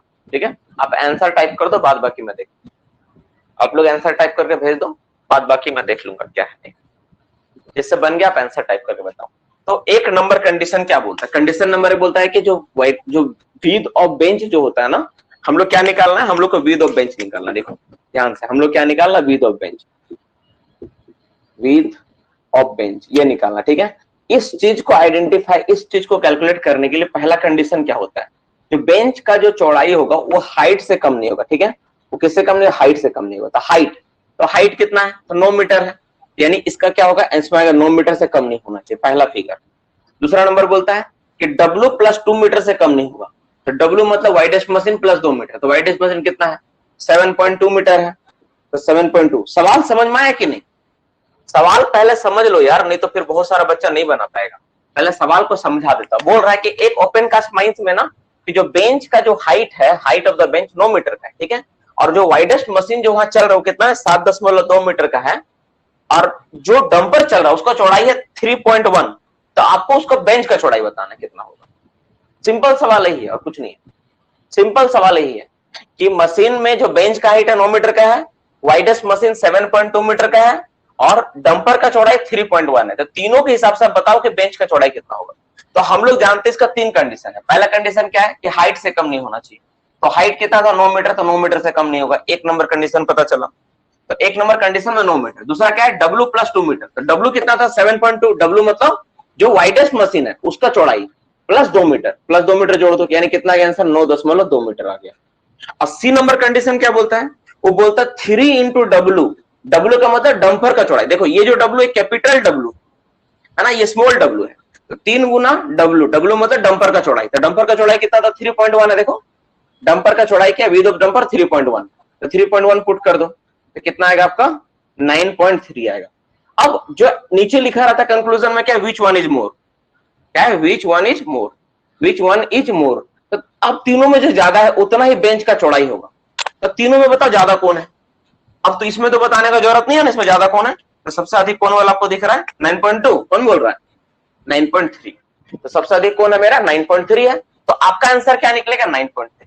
तो इस तरह से अगर न्यूमेरिकल आपको एग्जामिनेशन में आने वाला टाइम में बाबू, हर एग्जाम में ना इस तरह का न्यूमेरिकल अब एग्जाम में आपको मिलेगा, कि आप दिमाग में बैठा लो। हम लोग जो चीज प्रेडिक्टेशन करते हैं ना कि ये चीज आ सकता है, वो एग्जाम में आता है। इंस्टीट्यूशन का खास बात यही है, अभी तक जो भी हम लोग अनुमान लगाए ना कि ये चीज मिल सकता है, जैसे सीबीटी मेथड, तो वो आया, ठीक है ना, वो आया। तो इस तरह का न्यूमेरिकल आपको एग्जाम में अक्सर मिलेगा। सो अभी से आप प्रिपरेशन इस तरह का न्यूमेरिकल पे कर दो, तो ये आपका एक तरह से जो आप टॉपिक पढ़े थे टॉपिक को क्लियर कर रहा है बहुत अच्छे से, और साथ ही साथ आपको ये भी हेल्प कर रहा है। चलो अब हम लोग बात करते हैं अपना टॉपिक पे आते हैं, नेक्स्ट टॉपिक पे हम लोग बात करेंगे। चलो नेक्स्ट क्वेश्चन पे हम लोग बात करते हैं। टॉपिक को इसको बंद करो, अब नेक्स्ट टॉपिक पे हम लोग आते हैं, जल्दी से उस पर लिखना स्टार्टिंग करो।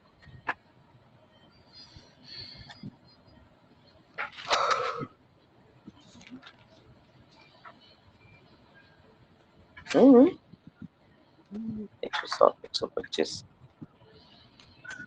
लिखो, राइट द, लिखो नेक्स्ट हेडिंग दो, राइट द डायमेंशन ऑफ, लिखो write the dimension of spoil bank bench, लिखो write the dimension of spoil bank bench. कहां चला गया मिटाने वाला यार,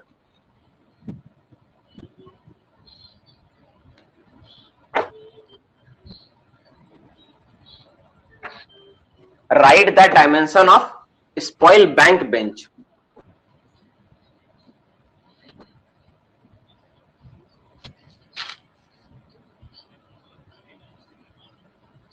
ठीक है, चलो अब हम लोग अपना टॉपिक पे आते हैं। ठीक है, क्या है, किसका डायमेंशन लिखना है, किसका डायमेंशन लिखना है, हम लोग को लिखना है स्पॉइल बैंक। स्पॉइल बैंक को क्या एक और नाम क्या है, कोई मुझे बता सकता है? स्पॉइल बैंक को क्या बोलते हैं एक और नाम? स्पॉइल बैंक का एक और नाम क्या है? इसी को हम लोग बोलते हैं बाबू ओबी डंप बेंच। क्या बोलते हैं? Over burden dump bench. Over burden dump bench, ठीक है, स्पॉइल बैंक बेंच या ओवर बर्डन डंप बेंच। तो हमको क्या करना है, इस टॉपिक के ऊपर अपना डायमेंशंस जो होता है बेंच का, उसके बारे में हम लोग लिखना है, उसके बारे में हम लोग जानना है। देखो ओबी बेंच अलग होता है, ओवर बर्डन डंप बेंच अलग होता है। ओबी बेंच मतलब जो हार्ड एंड कॉम्पैक्ट जिसके ऊपर मशीन चलती है ना, वो हो गया ओबी बेंच। और ओवर बर्डन डंप बेंच मतलब जहां पर इसको ओबी को डंप किया जा रहा है, उसकी वजह से जो बेंच बना उसको बोले हम लोग ओवर बर्डन डंप, ठीक है। अब हम लोग इसका डायमेंशंस के ऊपर लिखेंगे, सारा का सारा चर्चा करेंगे। तो ये तीन अगर कर लेते हो आप, तो मोटा मोटी डायमेंशंस आपका बेंच के ऊपर क्लियर हो जाएगा। छोटा मोटा जो छिटपुट टॉपिक बचेगा उसको खत्म कर लेंगे, हो जाएगा। इसके बाद हम लोग होल रोड पढ़ लेंगे, खत्म हो जाएगा। तो पहला टॉपिक लिखो, इसका हाइट। इसका हाइट कितना होता है? ठीक है, हाइट, हाइट एक नंबर पॉइंट। इसका हाइट कितना होगा? हाइट जो ओबी बेंच होता है ना, उसका हाइट, हाइट कितना होता है? तो जो हाइट इसका होता है डियर स्टूडेंट्स, आप लोग सबको पता है कि मैक्सिमम कितना होता है? मैक्सिमम 30 मीटर होता है। मैक्सिमम हाइट हम लोग कितना रख सकते हैं? ओबी बेंच जो होगा मैक्सिमम हाइट 30 मीटर तक रखा जाता है। पॉइंट नंबर 2, ठीक है, पॉइंट नंबर 2, ठीक है। मैक्सिमम बेंच कितना? मैक्सिमम बेंच बना के रखा जा सकता है। Maximum number of bench, maximum numbers of bench, ठीक है। तो मैक्सिमम कितना बेंच बना सकते हैं हम लोग? 3 बेंच बना सकते हैं, 3 बेंच। कितना बेंच पॉसिबल है? Maximum 3 bench. और वो भी क्या होगा? टेलीस्कोपिक अरेंजमेंट करके रखना पड़ेगा, एक बेंच के ऊपर दूसरा बेंच ऐसा रखना पड़ेगा। मैक्सिमम 3 बेंच बना सकते हैं। कितना मीटर का? 30 मीटर का 3 बेंच, 30 मीटर का 3 बेंच हम लोग बना सकते हैं। ये दूसरा पॉइंट हो गया। तीसरा नंबर, ठीक है, जो स्लोप एंगल, ठीक है, स्लोप एंगल कितना होगा? स्लोप एंगल, तो जो बेंच हम लोग बनाएंगे उसको स्लोप एंगल कितना होगा? ठीक है, तो स्लोप एंगल कितना होगा? तो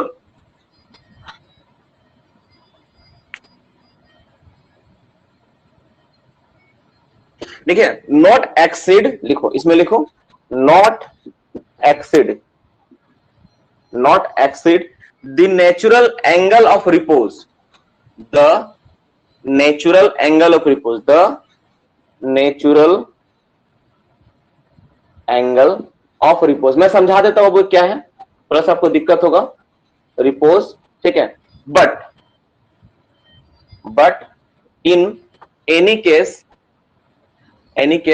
not exceed 37.5 डिग्री, 37.5 डिग्री। ध्यान से देख लो, वो बहुत इंटरेस्टिंग पॉइंट है यहाँ पे, ठीक है। ये पॉइंट को आपको समझना पड़ेगा। नेचुरल एंगल ऑफ रिपोज क्या होता है? डियर स्टूडेंट्स, एक बात आप नोटिस करना, आप एक काम करो, आप 3 चीज लो, घर में आपको आसानी से मिल जाएगा, आसपास ही मिल जाएगा। आप थोड़ा सा रेत लो, एक एक एक एक तो आप एक काम करो ना, आपको करना क्या है कि आप वो रेत लो, रेत 1 किलो के आसपास रेत लो एक डब्बा में। उतना ही डब्बा में जितना आप रेत लियो उतना आटा लो, उतना ही आप मैदा लो, उतना ही सूजी लो। अब सबको क्या करो, ऊपर से नीचे गिराओ, एक समान हाइट से गिराओ, समान हाइट से सब चीज को गिराओ। डियर स्टूडेंट्स, मैं चैलेंज करके देता हूं कि आप देखोगे जो सेम शेप बना ना, कौन शेप जो गिराओगे ना, उसको जो शेप बनेगा ना, सबका अलग अलग शेप बनेगा। मतलब कोई ऐसा मिलेगा जो रेत है, बालू है, आटा जो भी है, तो आप क्या देखो, कोई ज्यादा एंगल बन के खड़ा है, किसी का एंगल कम है, किसी का एंगल और भी कम। तो ये क्या होता है? तो जो मटेरियल जिस एंगल पे नेचुरली खड़ा होता है, ठीक है, उसी को हम लोग क्या बोलते हैं? उसी को बोलते हैं हम लोग नेचुरल एंगल ऑफ रिपोज। उसी को हम लोग क्या बोलते हैं? Natural angle of repose. तो हर मटेरियल, जो भी मटेरियल का वो भी बेंच है ना, उस मटेरियल का नेचुरल एंगल ऑफ रिपोज निकालो।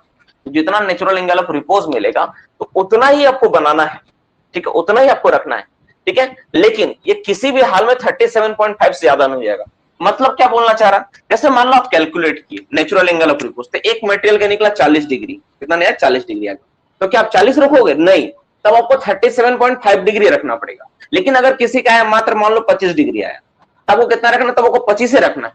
आपको रखना तो नेचुरल एंगल ऑफ रिपोज ही पड़ेगा, ठीक है। जितना भी मान लो इसमें आया था 40, इसमें आया मान लेता हूं मैं 30, और इसमें आया 20, तो बाबू इसका मतलब क्या है कि अगर 40 आया ना, तो आपको कितना रखना पड़ेगा? 37.5, तब सेकंड वाला नियम में आ जाएगा। लेकिन अगर आपका कम आता है तो आपको कम वाला ही रखना है।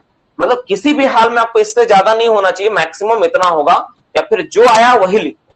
यही वो बोलना चाह रहा है, इस स्टेटमेंट का मतलब यही है जो स्लोप एंगल होगा not exceeding the natural angle of repose, जो नेचुरल एंगल ऑफ रिपोज है ना उतना ही रहेगा वो, लेकिन किसी भी हाल में, but in any case not exceed 37.5 degree, लेकिन चाहे कुछ भी हो जाए वो 37.5 डिग्री से ज्यादा होगा ही। मोटा मोटी आपको समझा पाए, यहाँ पे सारा चीज आपको समझ में आया, मोटा मोटी जो मैं बताना चाह रहा हूँ यहाँ पे क्लियर हुआ आपको बातों को, मेरी बातें क्लियर हुई, ठीक है। तो चलो अब नेक्स्ट, इसके बाद नेक्स्ट टॉपिक पे आते हैं। चलो नेक्स्ट पॉइंट, इसके बाद नेक्स्ट पॉइंट पे आते हैं। 3 नंबर हो गया, 4 नंबर पॉइंट, नेक्स्ट पॉइंट कितना नंबर होगा? 4 नंबर।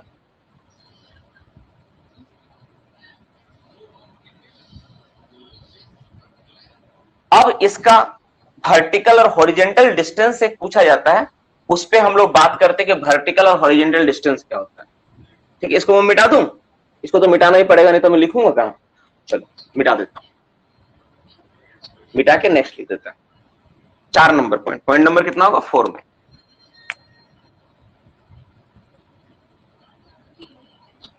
एक तो आपको इसमें ना नोट करके मैं लिखवा देता हूं, नोट करके लिखो, ये स्पेशल केस आप लिख सकते हो कि स्पेशल केस में क्या बोला गया है। बोला है कि एनी स्पॉइल बैंक एक्सीड इन 30 मीटर हाइट, ठीक है, the overall slope angle, actually point किसका? ओवरऑल स्लोप एंगल का है। आप हेडिंग दो ओवरऑल स्लोप एंगल, ज्यादा बेहतर होगा। ओवरऑल स्लोप एंगल,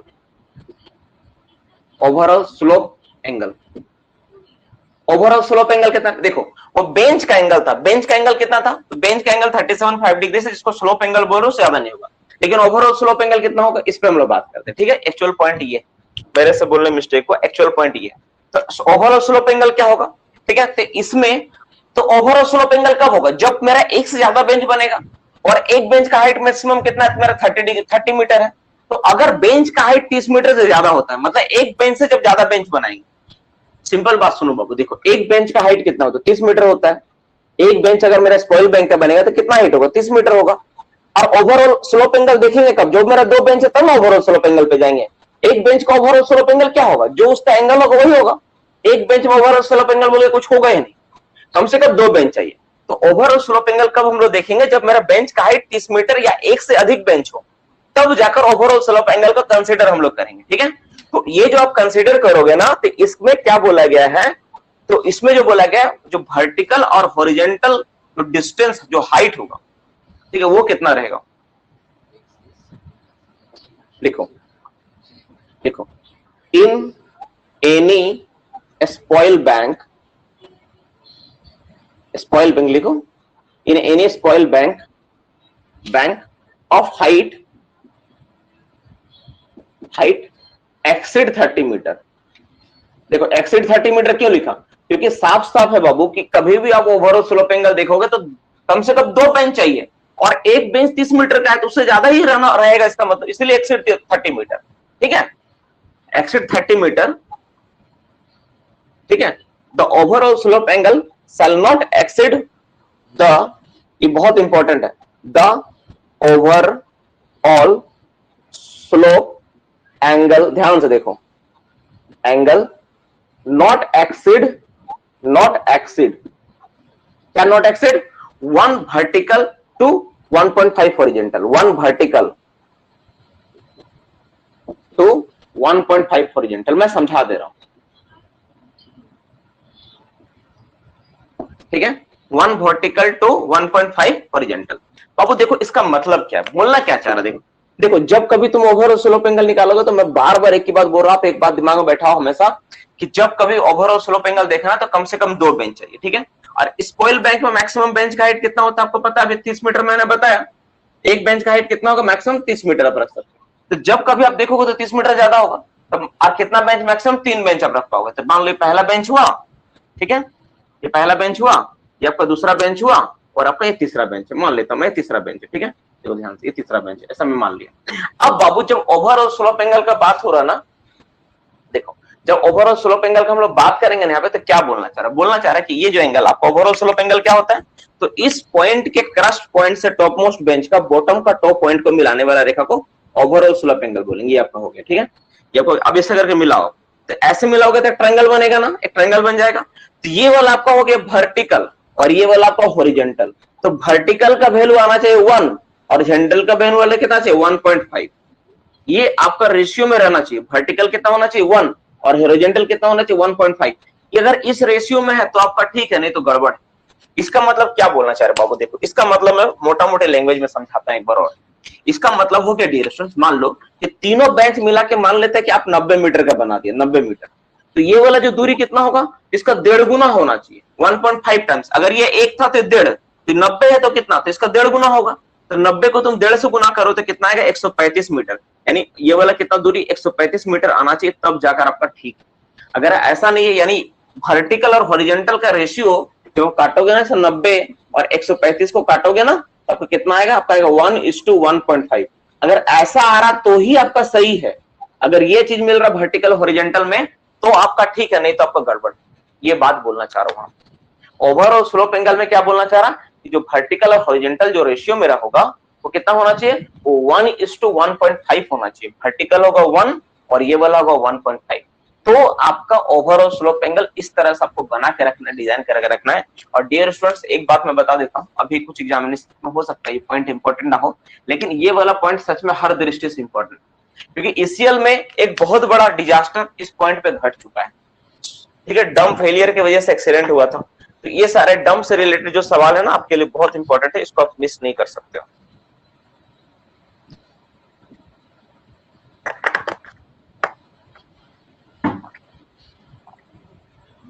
हो गया। अब हम लोग नेक्स्ट पॉइंट पे बात करते हैं, पॉइंट नंबर 5। चौथा नंबर पॉइंट क्लियर हुआ कि नहीं हुआ? अगर किसी को क्लास में मौजूद कोई भी बच्चे को अगर कोई डाउट है जो शुरू तो पहले से क्लास कर रहा है वो पूछ ले। एनसीएल में पूछा था ये, सही बात।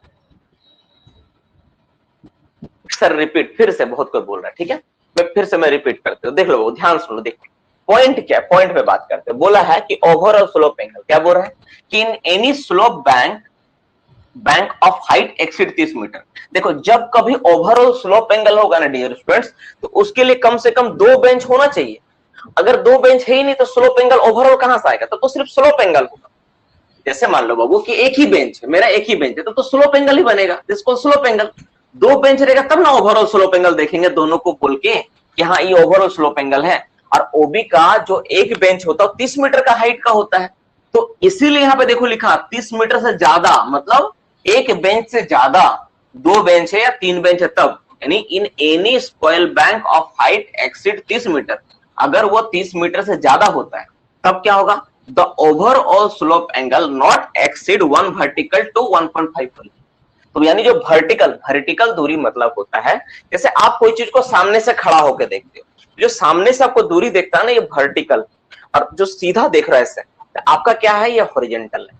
जैसे नॉर्मली आप दीवार को देखो तो छत का जो ऊपर लाइन आपका गया है ना वो हॉरिजॉन्टल लाइन, और दीवार के जो कोना में आपका लाइन ऐसे खींचा हुआ है ना, आपका ये क्या है, आपका वर्टिकल लाइन, इसको वर्टिकल दूरी बोलते हैं। तो उसी तरह इस बेंच में 2 दूरी होगा, एक वर्टिकल हाइट होगा यहां से यहां तक, और वर्टिकल पॉइंट से लेकर मैक्स टो तक का जो ओवरऑल स्लोप एंगल जो बनेगा मेरा, तो यहां से लेकर टो तक का एक दूरी होगा, हॉरिजॉन्टल दूरी इसको बोलेंगे। तो इसका जब अनुपात आप निकालोगे, वर्टिकल और हॉरिजॉन्टल का अनुपात, तो कितना होना चाहिए, 1:1.5 होना चाहिए। अब यहां से न्यूमेरिकल क्या आ सकता है, आपसे सीधा पूछेगा, बोलेगा मान लो वर्टिकल जो हाइट है किसी बेंच का 40 मीटर है, क्या बोला आपको, बोला 40 मीटर, वर्टिकल वाला कितना बोला वो 40 मीटर है, तो हॉरिजॉन्टल कितना होगा, तो कुछ नहीं है। तो ये अगर 1 है तो ये 1.5 था, अगर ये 40 है तो इसका 1.5 गुना होगा, इसको 1.5 से गुना कर दो, कुछ मत करो, कितना आ जाएगा, 60 आ जाएगा। ये वाला कितना होना चाहिए, 60 होना चाहिए, बस कुछ भी निकलेगा इसका 1.5 गुना होगा। और ये वाला दिया है इसको निकालना है तो 1.5 से भागा दे दो, जो आएगा वही होगा। समझ में आ रहा है क्या बोल रहे हैं? तो इस तरह से आप इसको निकाल सकते हो, 1.5 से भागा देना नहीं पड़ेगा, 1/1.5 करना पड़ेगा, हाँ वही है, ठीक है।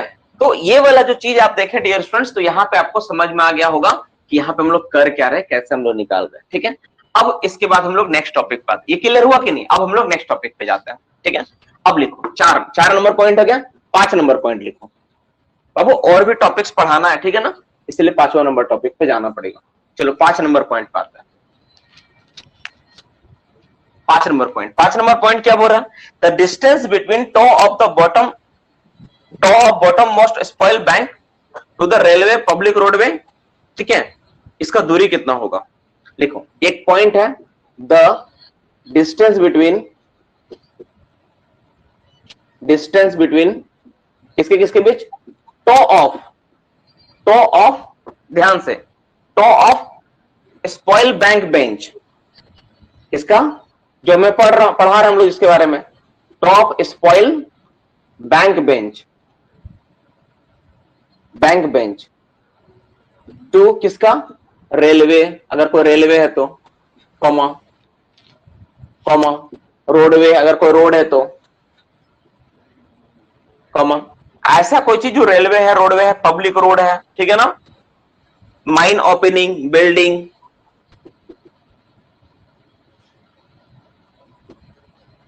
कॉमा BUIL बिल्डिंग, ऐसा कोई चीज है जो माइन ओपनिंग है, बिल्डिंग है, ठीक है, और कोई परमानेंट स्ट्रक्चर है, ठीक है।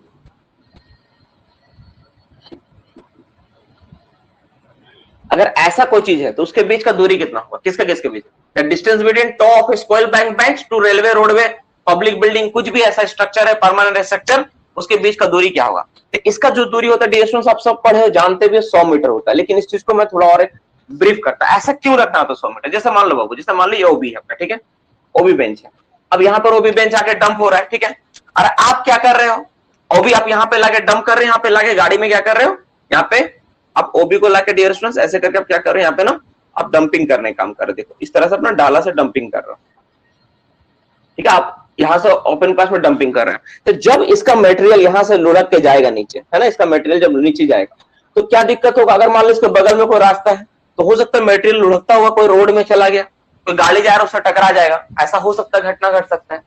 तो कोशिश ये करना होता है डियर स्टूडेंट्स कि जहां पर मेरा ओबी का डंप है ना, उसका टो, सबसे टॉप बॉटम वेस्ट बेंच का टो से कम इसका दूरी 100 मीटर रख दो, इतना दूरी बना दो, 100 मीटर के अंदर कुछ मत लाओ, रेलवे बना जो बनाना आप रखो, 100 मीटर के आगे रखो, 100 मीटर की दूरी रखो, तो कभी इसका खतरा नहीं रहेगा कि जाए, क्योंकि मैक्सिमम हाइट इसका कितना है, इसका हाइट है 90 मीटर, 3 बेंच मिला के मैक्सिमम हाइट 90 मीटर होता है। आप 100 मीटर दूर बनाए हो तो कभी पॉसिबल है कि 90 मीटर से लुढ़कता हुआ सामान 100 मीटर चला जाए, ये तभी पॉसिबल है जब आपका ढाल वगैरह ढालू जमीन रहेगा तो पॉसिबल, नहीं तो ऐसा पॉसिबल है ही नहीं। तो इस केस में आपका जो सेफ्टी होता है बेटर सेफ्टी मिलता है, और इस तरह से अगर आप काम करोगे तो आपको क्या करेगा, सेफ्टी मिलेगा। तो 100 मीटर उसको रखना, टो से कितना मीटर दूर रखना है इसको, 100 मीटर दूरी पर हम लोग रखते हैं। डियर स्टूडेंट्स, आप में से ऐसा बहुत सारे लोग होंगे ना जो क्लासेस में इस सब चीज को पता होगा, इसको लग रहा है सर क्या पढ़ा रहे सब बाबू, लेकिन एक बात याद रखना, जो कुछ भी अगर आप मजाक में लोगे, सीरियसली अगर ढंग से हर चीज को लोगे, एकदम बच्चा जैसा स्टार्ट करो हर चीज को। भले आपको लग रहा है कि ये तो बहुत सारे सब तुमको पता है, फिर भी आप एकदम बच्चा जैसे याद करो, एकदम ब्लाइंड कैसे याद करो, 6 से 8 महीने का टाइम लगने वाला है, कुछ तो है नहीं।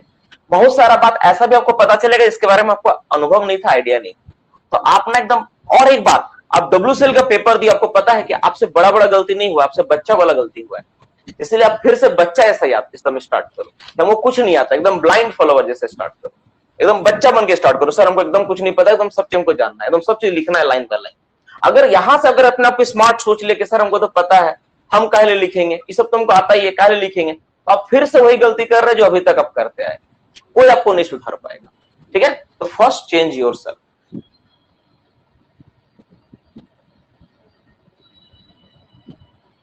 क्या वो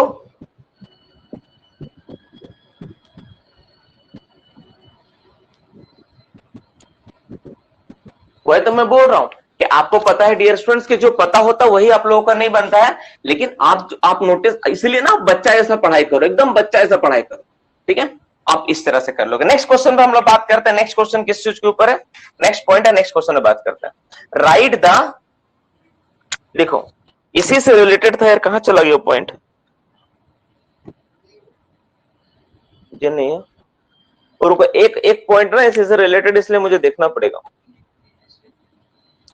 लिखो, write the speed of dumper over OB bench. लिखो, ओबी के ऊपर जितना ना सारा इसे मैं खत्म कर दूंगा। अभी लिखो नेक्स्ट कितना नंबर पॉइंट होगा, शायद 5वां होगा ना, छठा पॉइंट होगा। लिखो, write the speed of dumper. बाबू देखो, इसके बाद आपको बहुत कुछ पता नहीं होगा जब मैं अभी लिखवा रहा हूं। डंपर, ठीक है, ओवर ओबी बेंच, ओबी बेंच के ऊपर जो डंपर होगा उसकी स्पीड कितना होगा, ठीक है। ओबी बेंच के ऊपर जो डंपर चलाएंगे उसका स्पीड कितना होगा। अगर आप में से अगर किसी को पता है डियर स्टूडेंट्स तो प्लीज मुझे मैसेज करके बता दे, कि हाँ सर इतना मैं पढ़ा हूं एक बार?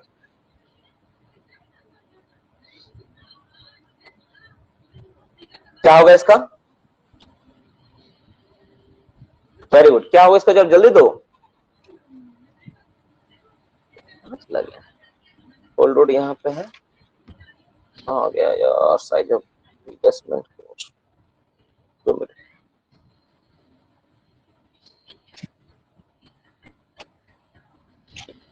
सच बात है, मिलता नहीं।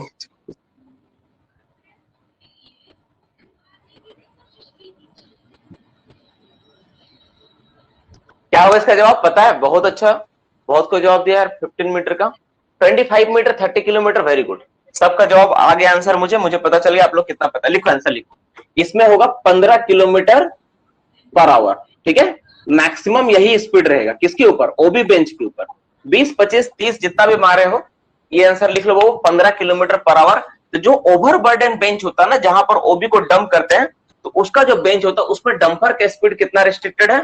तो मैक्सिमम 15 किलोमीटर पर आवर, इससे ज्यादा मेरा स्पीड नहीं होगा। ठीक है, नेक्स्ट क्वेश्चन पे बात करते हैं।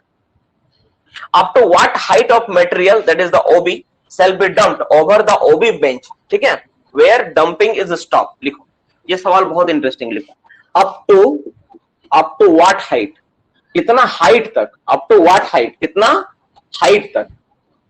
अप टू व्हाट हाइट, ठीक है, कितना हाइट तक मटेरियल मतलब कौन सा material? That is OB material का मैं बात कर रहा हूं।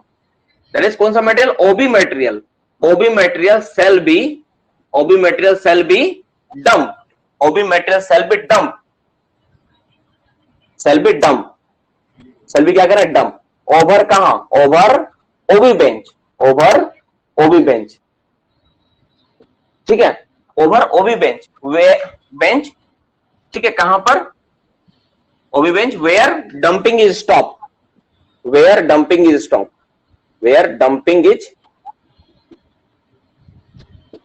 मान लो वो डंप वहां पे बंद हो गया, डंप अब नहीं करना है। ठीक है, तो वहां पे तुम क्या करोगे?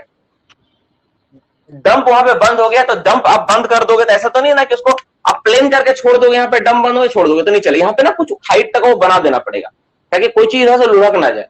तो आपको क्या करना? तो जहां पे मेरा डंपिंग स्टॉप होता है ना, वहां पे कुछ हाइट तक आपको क्या करना होता है? ऐसे करके ओबी बेंच को डंप करके छोड़ देना होता है। ठीक है ना? तो कितना मीटर तक हम लोग करते हैं? किसी के पास जवाब इसका? ठीक है, एटलीस्ट 2 मीटर, कम से कम 2 मीटर हाइट तक होता है बाबू। ठीक है, आप लोग जवाब कुछ को बहुत लोग पढ़े आपको बुक इसका। एटलीस्ट 2 मीटर, कम से कम 2 मीटर, एटलीस्ट 2 मीटर हाइट। कितना हाइट तक डंप करें हम लोग? तो कम से कम 2 मीटर तक हाइट तक हम लोग क्या करेंगे? उस चीज को डंप करेंगे बाबू। नेक्स्ट टाइम ना सारा सवाल आप लोग का पार्ट सवाल रहेगा डिस्कशंस में, इसलिए इस चीज को अच्छा से देख लो, तुम दिमाग में बैठा लो। ठीक है, इसमें एक पॉइंट पूछा था ना, डेप्थ ऑफ रिपिंग।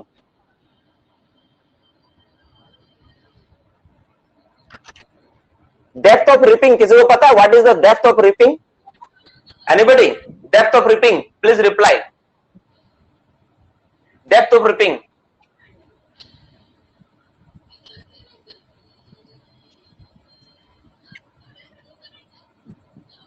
ठीक है, चलो लिखो नेक्स्ट क्वेश्चन। लिखो 7वां 8वां number point. Write the depth of ripping. What is, लिखो next question. Write the depth of ripping. Ripping के डेप्थ कितना होगा? रिपिंग क्या होता है? डिस्टेंस में समझा देता हूं। देखो, जैसे बाबू एक बात बताओ, जैसे मान लो आपको ये मिट्टी है, ठीक है, ये जमीन था, आप इसमें ओबी लाके डंप करोगे, ओबी लाके आप गिराओगे, तो क्या दिक्कत है? बता सकते हो कोई दिक्कत? क्या होगा ना, जब बारिश का समय आएगा ना, तो आपका नेचुरली ये ना सपोर्ट नहीं करे, स्लाइड करके बहने का डर रहेगा।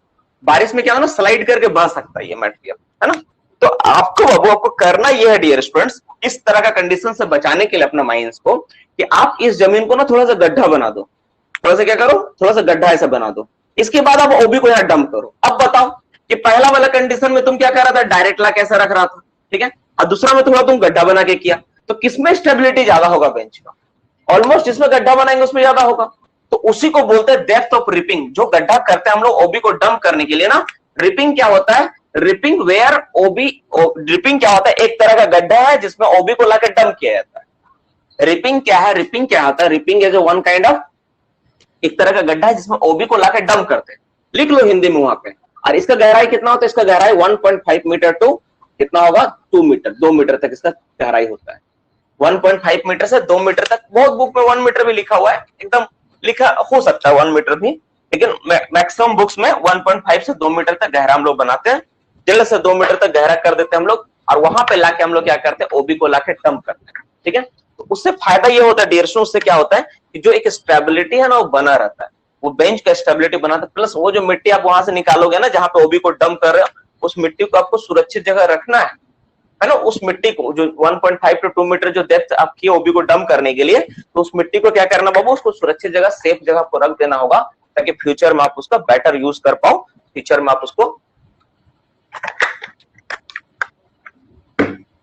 आप उसको इस्तेमाल में लेकर आओ। ठीक है, तो ये आपको मोटा मोटी कर लेना वहां पे, इसके बारे में मोटा मोटी आपका हो गया इसमें आपका ये। अब हम लोग ये मोटा मोटी जो ओबी बेंच के ऊपर जो था, इसके ऊपर ये सारा का सारा पॉइंट्स कवर अप हो गया, सारा का सारा चीज को हम लोग देख लिया। अब हम लोग तो मोटा मोटी ओबी से रिलेटेड ये सारा डेटा था। अब हम लोग कुछ जो एमसीक्यू नोट्स जो बेंच से रिलेटेड छूटा हुआ है उसको हम लोग कर लेंगे, कवर कर लेंगे आज के क्लास में। तो पहला पॉइंट क्या है? फर्स्ट पॉइंट को लिखो, फर्स्ट पॉइंट के ऊपर लिखो। फर्स्ट पॉइंट मेरा क्या है? फर्स्ट पॉइंट, फर्स्ट क्वेश्चन लिखो और उसका आंसर लिखेंगे अब। ठीक है, जितना मोटा मोटी हम लोग पढ़ना था सब कुछ समझ गए। ठीक है, अब हम लोग लिखेंगे, इसके ऊपर सवाल जवाब करेंगे, हम लोग लिखेंगे उसके बारे में। अच्छा, यहाँ पे ना रैपिंग लिखने के बाद ना फॉर ओबी डंपिंग लिख लेते तो ज्यादा बेहतर होता। जैसे आप लिखे थे ना बाबू, write the depth of wrapping, लिखे ना फॉर ओबी डंपिंग। यहाँ पे एक वर्ड आप मेंशन कर देना ना, रैपिंग के बाद जहां लिखो ना, आप देखो रैपिंग लिखे ना, रैपिंग फॉर ओबी डंपिंग, इससे ना आपको क्लियर हो जाएगा। मैं वही सोच रहा था कि ऐसा कौन सा वर्ड लिखाऊं इससे आपको क्लियर हो जाए। तो फॉर ओबी डंपिंग, इससे आपको क्लियर होगा ना कि ये ओबी डंपिंग से रिलेटेड, आप कंफ्यूज नहीं रहोगे। इन फ्यूचर में भी आप इसको कंफ्यूजन नहीं होगा, इसको आप अच्छे से याद रख पाओगे। ठीक है, अब हम लोग कुछ और सवाल पे आते हैं।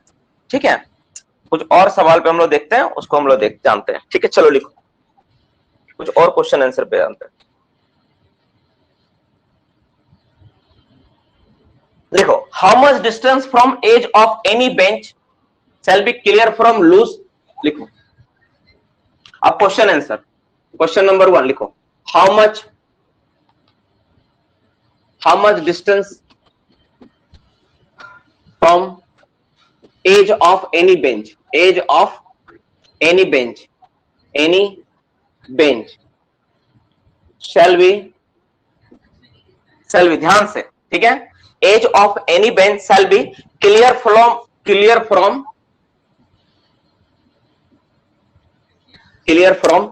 loose material,